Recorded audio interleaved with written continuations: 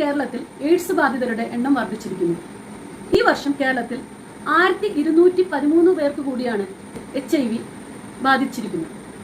1213 പേർക്ക് കൂടി HIV സ്ഥിരീകരിച്ചിരിക്കുന്നു എന്ന് പറയുന്നത് അത്ര സന്തോഷം നൽകുന്ന ഒരു കാര്യമൊന്നുമല്ല. അതിനർത്ഥം നമ്മൾ കുറെ കൂടി ശ്രദ്ധ കൊടുക്കേണ്ടിയിരിക്കുന്നു എയ്ഡ്സിനെതിരെ. മുമ്പ് കേരളത്തിലെ എറണാകുളം, കോഴിക്കോട്, മലപ്പുറം ഭാഗത്തായിരുന്നു HIV ബാധിതർ കൂടുതലുണ്ടായിരുന്നത്. എന്നാൽ ഇന്ന് പാലക്കാട്, തിരുവനന്തപുരം, അതുപോലെ തന്നെ തൃശ്ശൂർ, ഈ 3 സ്ഥലങ്ങളിലാണ് HIV ബാധിതർ കൂടുതലുള്ളത്. നിങ്ങൾക്ക് എല്ലാവർക്കും അറിയാം, ഒരാൾക്ക് HIV ബാധിച്ചു കഴിഞ്ഞു കഴിഞ്ഞാൽ 15 വർഷത്തിനകം അയാൾ മുഴുവനായിട്ട് എയ്ഡ്സ് ബാധിതനായി തീരുകയും അയാളുടെ ശരീരം ഈ 15 വർഷത്തിനുള്ളിൽ പെട്ടെന്ന് തന്നെ മരണത്തിന് കീഴ്പ്പെടുമെന്ന് നമുക്ക് എല്ലാവർക്കും അറിയുന്ന ഒരു കാര്യമാണ്.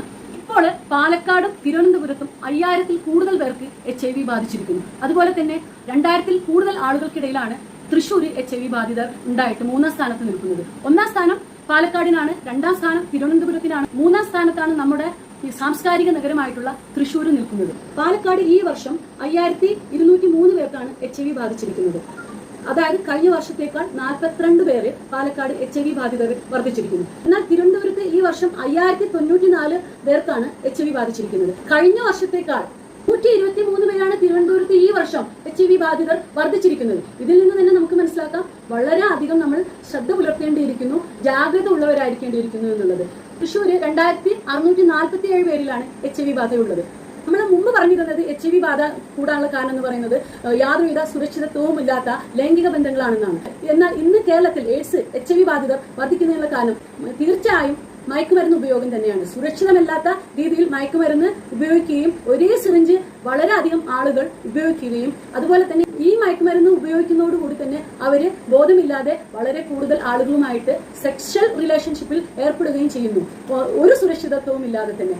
പിന്നെ രണ്ടാമത്തെ കാര്യം എന്ന് പറയുന്നത് തീർച്ചയായും സുരക്ഷിതമില്ലാത്ത ലൈംഗിക ബന്ധങ്ങൾ തന്നെയാണ്.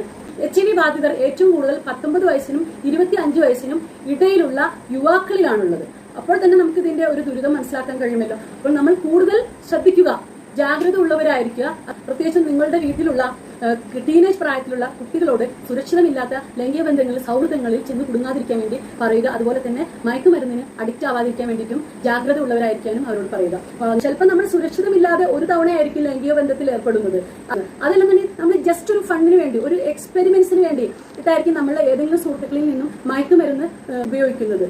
അത് നിങ്ങളുടെ സുഹൃത്തുക്കളിൽ പലർ ഉപയോഗിച്ചിട്ടുള്ള സിറിഞ്ചായിരിക്കും. അപ്പോൾ ഒരു കാര്യം മനസ്സിലാക്കുക, ജീവിതം ഒന്നേ ഉള്ളൂ എന്നുള്ള കാര്യം, അത് നല്ല രീതിയിൽ ജീവിക്കുക. വഴിതെറ്റി പോകാൻ വളരെയധികം എളുപ്പമാണ്. പക്ഷെ ആ വഴിതെറ്റലിൽ നിന്നും തിരിച്ചു വരിക എന്ന് പറയുന്നത് വളരെ ദുർഘടം പിടിച്ച അസാധ്യമായിട്ടുള്ള ഒരു കാര്യമാണ്. അത് എപ്പോഴും ഓർമ്മയിൽ ഉണ്ടായിരിക്കുക.